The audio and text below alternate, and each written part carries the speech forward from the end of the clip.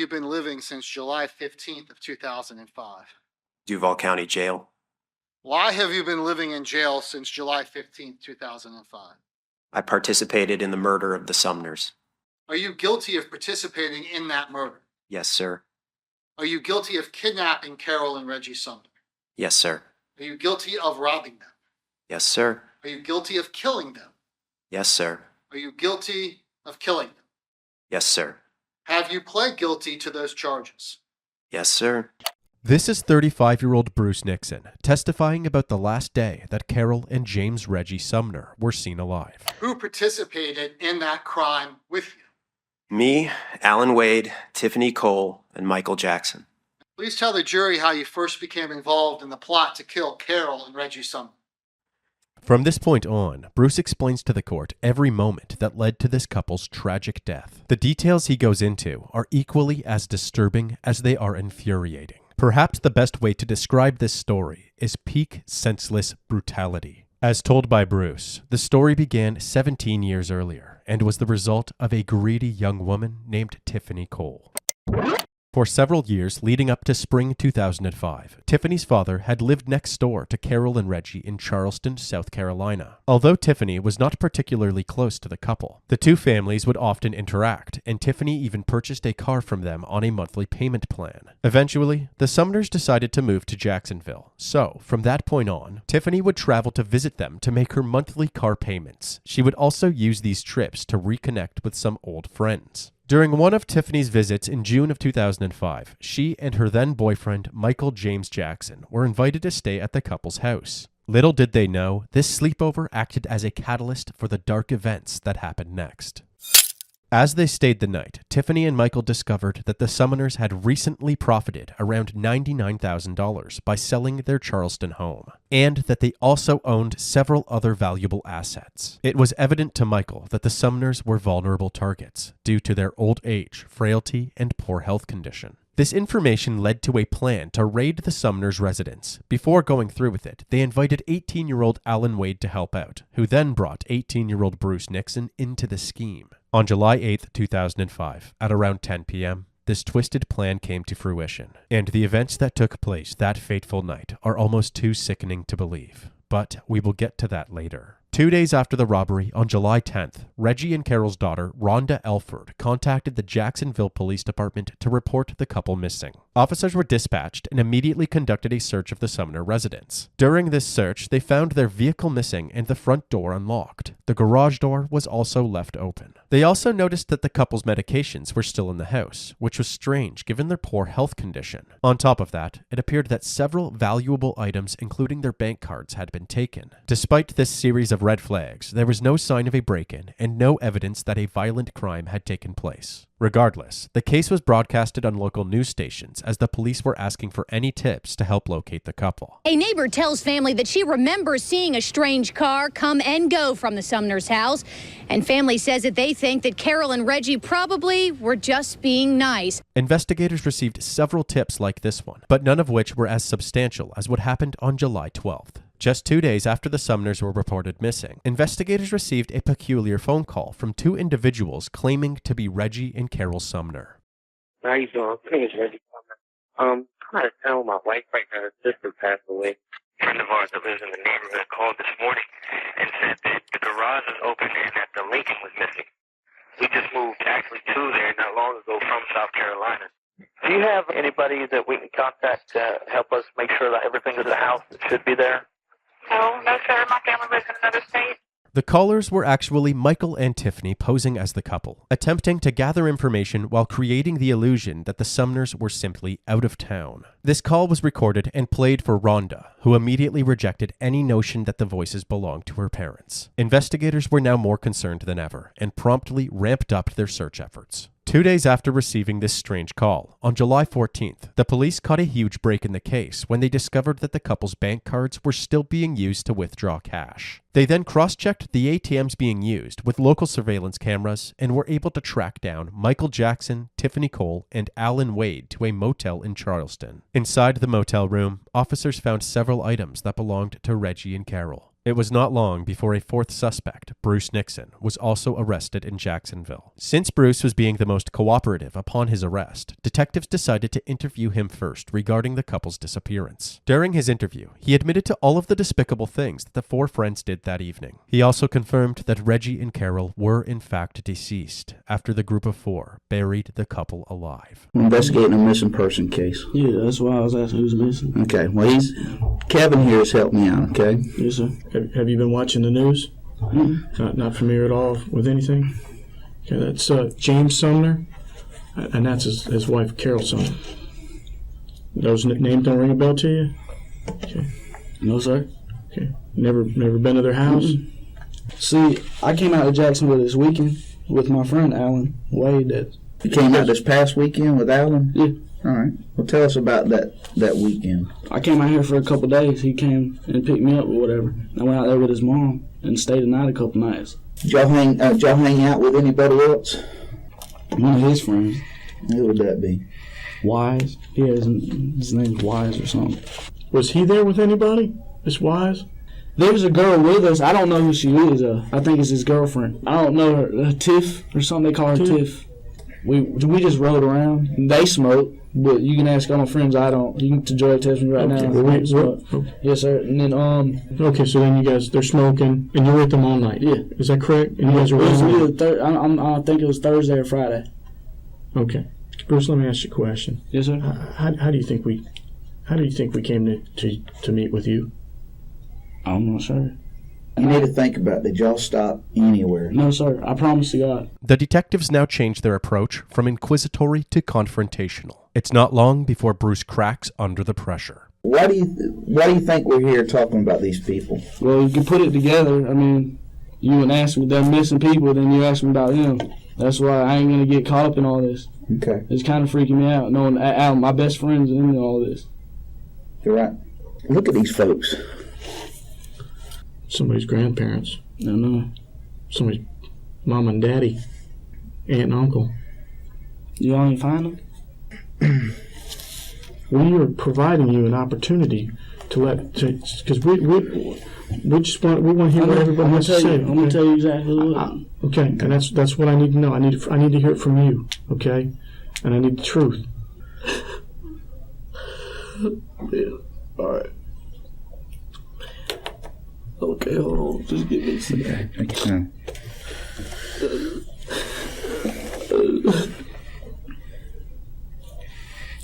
I just want to be able to go to school next year.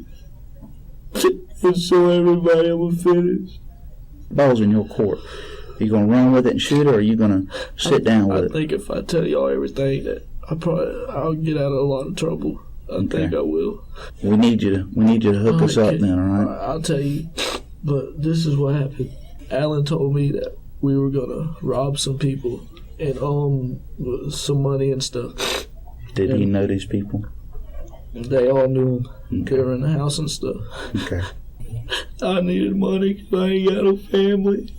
Since Bruce's crying makes the audio very hard to understand from this point on, I'm going to provide a summary of his confession. Bruce informed the police that Michael Jackson was the mastermind behind the plan to rob the Sumners, and that the group of four had meticulously planned the crime over several weeks. The plan went as follows. First, they selected a spot close to Bruce's previous home to dig a grave for the disposal of the couple's remains. Then, for several days, they closely monitored the Sumners' house and tracked their movements. And finally, when they felt the time was right, Tiffany rented a Mazda RX-8 in South Carolina and drove it down to Jacksonville to be used during the crime. When they arrived at the residence around 10 p.m. on July 8th, Alan and Bruce walked up to the door. The two men approached the couple under the disguise of being lost, looking for a friend's house and desperately needing to use a phone. They had with them a black bag, which contained duct tape, plastic wrap, gloves, and a very realistic plastic gun. Once inside the house, Reggie and Carol were restrained, while Alan and Bruce ransacked the home, collecting jewelry, property documents, credit cards, and rare coins. The couple was then bound and gagged with duct tape and forced into the trunk of their own Lincoln Town car. While the two men drove with the Sumners in the trunk, Michael and Tiffany closely followed in the rental. Bruce claimed that Michael had a plan to be pulled over for speeding in the Mazda RX-8 if a police car got too close to the Lincoln. After fueling up at a nearby gas station, the group drove about 30 miles across state lines to a remote area in southern Georgia. There, the Sumners were forced to disclose their bank account PINs before they were forced to lay down in the pre-dug grave. They were then buried alive. After the murders, the group abandoned the Sumners' Lincoln in a field in Sanderson, Florida. Tiffany and Alan returned to the Sumner residence to steal a computer, which they later pawned for cash. Subsequently, around $5,000 was withdrawn from the Sumner bank accounts over the following days. Thanks to Bruce's confession, Reggie and Carol were discovered on July 16, 2005, just 8 days after they were brutally murdered.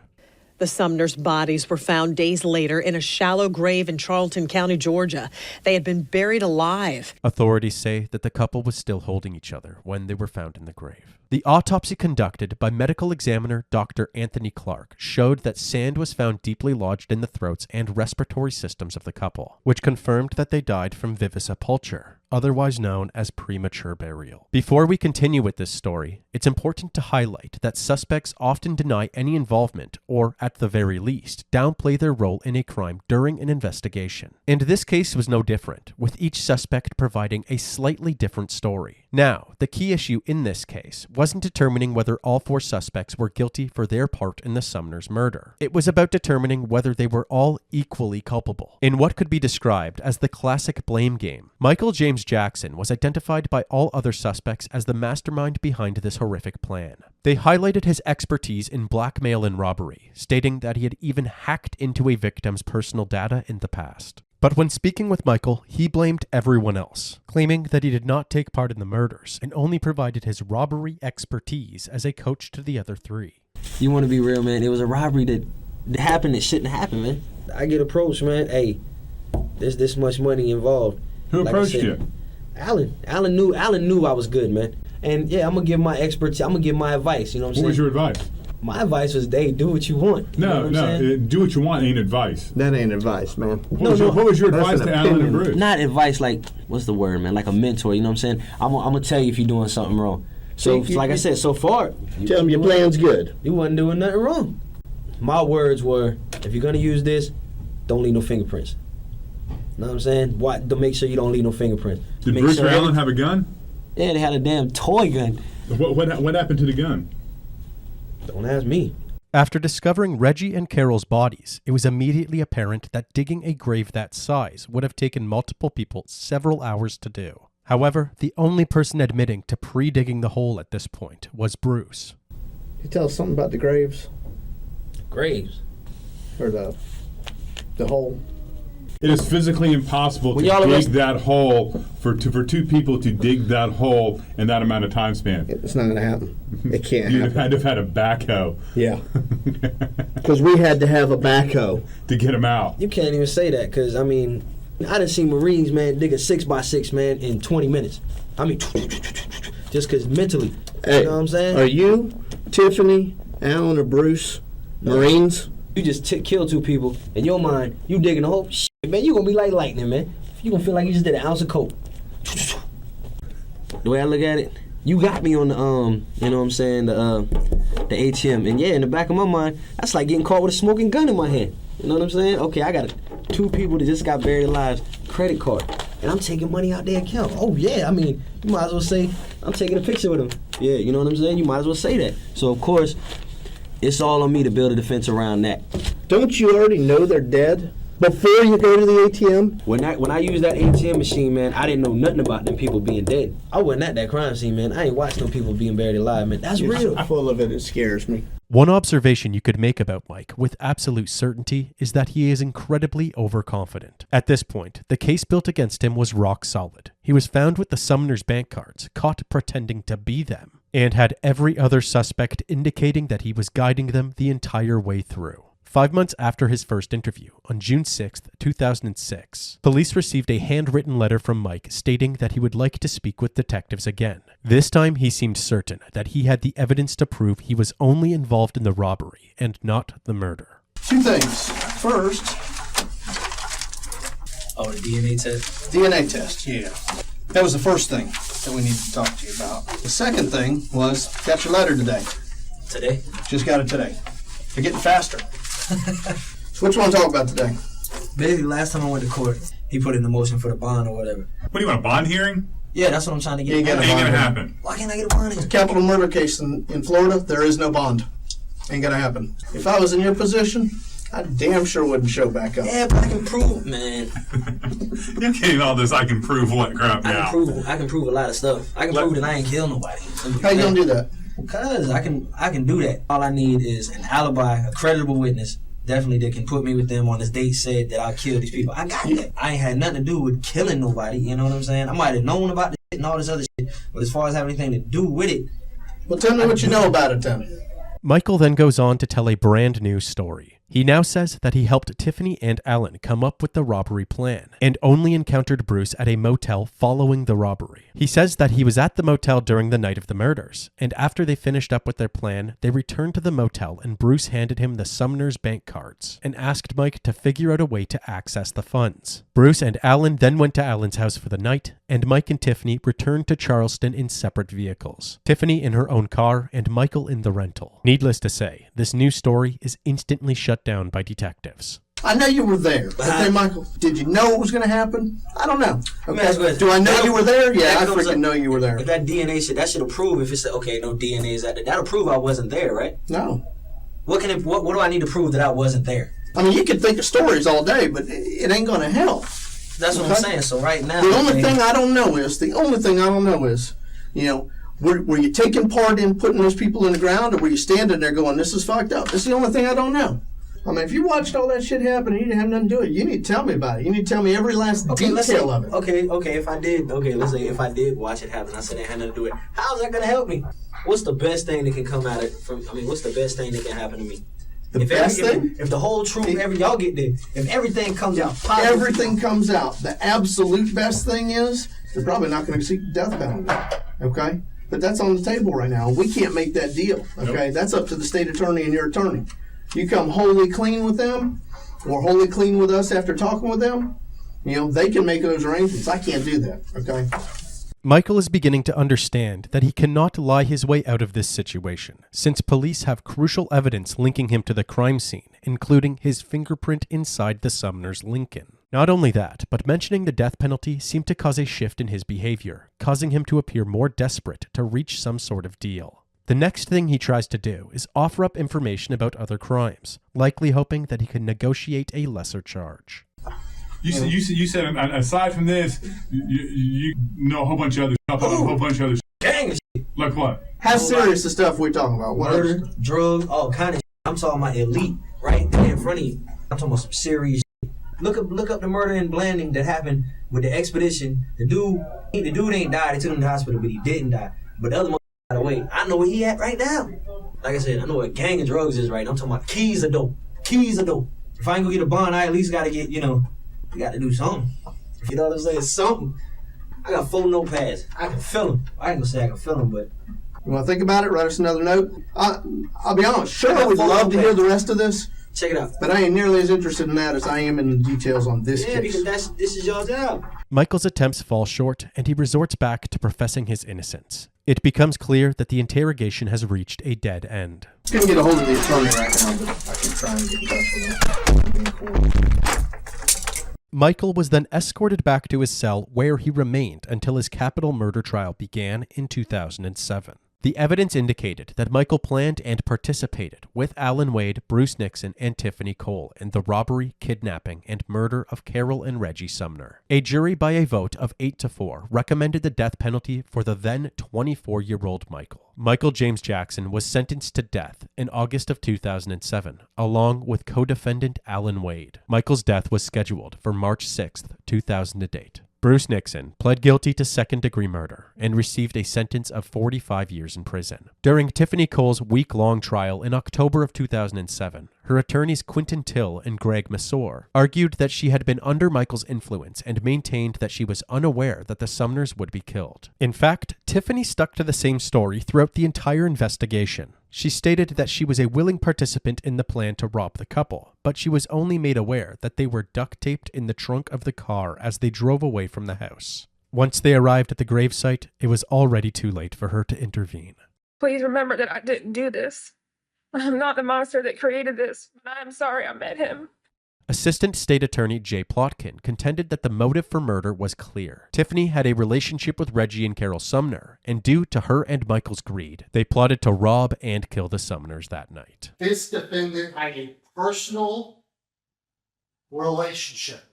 Tiffany claimed she was not guilty of first-degree murder because she did not personally kill or bury the bodies. However, under Florida law, a person can be held equally responsible for a crime if they participated in it, even if they did not directly commit the act. Perhaps the most damning piece of evidence presented at the trial was a series of pictures that captured Tiffany, Alan, and Mike celebrating their heist 2 days after the murder, drinking champagne in the back of a limousine. These pictures painted Tiffany as a heartless conspirator who had zero remorse for the neighbors who were once considered family friends. On March 6, 2008, Tiffany Cole was sentenced to death at a jury vote of 9-3. New developments in a big local story that we've been following since 2005. The Florida Supreme Court has thrown out the death sentence for Tiffany Cole, accused of murdering a St. Nicholas couple by burying them alive in Georgia. Joy went back into the News4Jax archives and has this update for us. Joy. Mary, this was a story that so many people have followed. Carol and Reggie Sumner, they were reported missing by family, and days later we learned they had been kidnapped, robbed, and then buried alive. Now Tiffany Cole's death sentence has been thrown out. In 2016, the U.S. Supreme Court ruled that Florida's previous law allowing non-unanimous jury verdicts in death penalty cases violated the Sixth Amendment. As a result, Florida was required to resentence over 150 convicted felons. Under this new law, which applies to anyone sentenced after 2002, a jury vote must be unanimous in order to sentence a convict to the death penalty. Subsequently, in 2017, the Florida Supreme Court ordered new sentencing hearings for Tiffany, Michael, and Alan because their juries had not unanimously recommended the death penalty. Today in Duval County, a high-profile death penalty case is going back to trial as two men convicted in the 2005 murder of an elderly Jacksonville couple are resentenced. Alan Wade and Michael Jackson were sentenced to death along with Tiffany Cole after they were convicted of murdering Carol and Reggie Sumner by burying them alive. Now, at the time of sentencing, the judge in the case said that he could hardly envision a death more painful and vile. Because the three death penalty verdicts were not unanimous, they were thrown out in 2017, requiring new sentencing hearings. Michael and Alan's resentencing was initially set for June 2022, but due to Alan's emotional outbursts in court, the judge decided to hold separate retrials for the co-defendants. Alan's trial proceeded that same month, with his defense arguing that he was not the mastermind behind the murders, and therefore he should not receive the death penalty. During their trials, state prosecutors had Bruce Nixon testify against the three other suspects, in which Bruce emphasized that Michael Jackson was indeed the mastermind. This brings us right back to the testimony at the beginning of this video. Are you guilty of kidnapping Carol and Reggie Sumner? Yes, sir. Are you guilty of robbing them? Yes, sir. Are you guilty of killing them? Yes, sir. Who participated in that crime with you? Me, Alan Wade, Tiffany Cole, and Michael Jackson. Please tell the jury how you first became involved in the plot to kill Carol and Reggie Sumner. Alan came over with the RX-8, came over to my house, and he asked me about robbing somebody. Tell the jury what happened when you finally found a place to dig this hole. After we found a hole, we started digging a hole. Tiffany was holding a light while we was digging a hole. And who dug the hole? Me, Alan Wade, and Tiffany, Michael Jackson. Tell the jury at this point when you're digging the hole, what is your knowledge about what's going to happen? That a robbery going to be taking place? And how was the hole going to be related to the robbery? How? I didn't know then. Did you know the hole was related to the robbery? Yes, sir. In some fashion? Yes, sir. Now, why are you doing this? Why are you participating in this plan? For money. Because I ain't really have nobody to support me, so the only way I thought to get money was to do this. How much money was discussed? $200,000. How much? $200,000. Now, what happens when that door opens up and you ask to use the phone, you and Alan Wade? We walk in the house. We walk in the house and pulled out the phone, and then we were walking in. Alan grabbed Mr. Sumner and sat him down in the chair. Then I pulled out the gun. That's when we said, you know what I'm saying, we need your bank cards and stuff. Who pulled out that phone line? Alan Wade. And what were you doing when Alan Wade, right after he pulls out the phone line? I had the gun on Mr. and Mrs. Sumner. Tell the jury what was happening while you were guarding the Sumners. Michael Jackson and Alan were going around looking for bank statements and stuff. Was a large pile of mail and statements actually taken from the home? Yes, sir. What was the next thing that happened after they found what they were looking for? Michael Jackson went out to the car and told us to bring Mr. and Mrs. Sumner into the Lincoln. And did you do that? Yes, sir. What happened when you got there? We were helping them in the car. We put them in the trunk. Did you give anyone any water or anything like that? Yes, sir. Miss Sumner said she was thirsty, so I walked over to the refrigerator and got her a bottled water. How did she drink the bottled water if she had tape on her mouth? I took the tape off of her mouth. Did you put it back on? Yes, sir. Tell the jury how the Sumners were able to get into the trunk. We helped them in there. Me and Alan helped them. Tell the jury what happens when you get out there.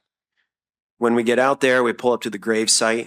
Michael Jackson went up to the car and popped the trunk, and seeing that the duct tape was off of them and started screaming, started talking about putting duct tape back on them. So I walked around and put duct tape back on them because I didn't put it on real tight. I just put it on there, so back over their eyes and stuff and over their arms and their feet because they got all the way out of it. Now, what were the Sumners doing in the back of the trunk when they had gotten out of their duct tape? They were hugging. Why did Michael Jackson get so upset about their duct tape being? Because he said that when he killed them that he didn't want them to see him because it was a mind thing. Did you know what was going to happen to the Sumners? Yes, sir. What was going to happen to the Sumners? They were about to die. And you knew that? Yes, sir. Bruce Nixon's testimony proved instrumental in the convictions for the rest of the group. Before being resentenced, Alan was given a chance to speak to the court directly. I can promise that the person capable of doing these things no longer exists. I'm finally on the path to being the man that I always wanted to be. I've decided to, I've dedicated my life to being virtuous, devoted, and loving. Again, none of this is meant to justify or defend my inexcusable crimes. I wholeheartedly wish there was something I could do or say to heal all the hearts I've broken, to ease the animus, and to undo my gross violations against humanity. That's all. After several days of testimony, Alan Wade was resentenced to life without the possibility of parole. Michael Jackson and Tiffany Cole would later have their resentencing in August of 2023. Michael James Jackson was the ringleader of a group who buried Reggie and Carol Sumner alive in 2005. News Direct reporter Ashley Harding joins us live. And Ashley, Jackson's retrial was originally set to begin last year.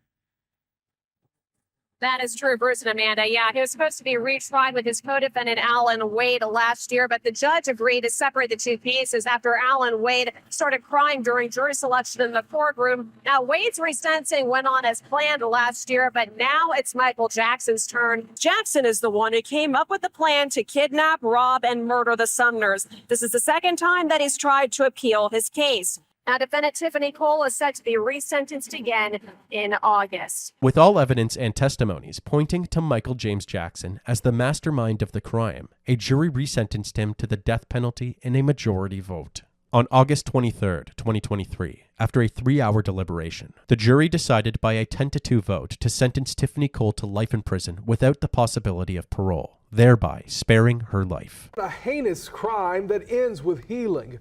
Tiffany Cole was sentenced to life in prison by a jury today, bringing an end to a case that has haunted Jacksonville since 2005. That earlier death sentence was thrown out several years ago, and the verdict in her resentencing was resounding, with 10 jurors voting for life behind bars. And it was followed by an even more surprising reaction from the victim's family. A death penalty case with an ending no one expected. Mercy for the defendant, and hugs for her mother. The Reverend Jean Clark lost her brother Reggie Sumner and his wife Carol in a crime of almost unparalleled brutality, bound with duct tape and buried in what prosecutors called a death pit. Several witnesses testified that Cole is a changed person, a woman of deep faith capable of helping others. At the time of Tiffany Cole's appeal, there were 394 individuals on death row, with only 5 of them being women. including Tiffany Cole. Tiffany Cole, who is now 42, is currently serving her life sentence in the Lowell Correctional Institution in Ocala, Florida. Bruce Nixon, who is now 37, was sentenced to 45 years in prison and is currently serving his time at the Cross City Correctional Institution in Cross City, Florida. Michael James Jackson, who is now 42, is currently on death row at the Florida State Prison in Rayford, Florida. And finally, Alan Wade, who is now 37, is serving his life sentence also at the Florida State Prison. Since his conviction, Alan has since married a French woman named Sigrid, who he met by mail. The couple welcomed a baby boy in 2021, but they maintained secrecy about how they conceived the baby, as conjugal visitation is forbidden on death row. They have decided not to reveal any details of how they conceived their baby boy, as Sigrid wants to reveal this to her son when he is older.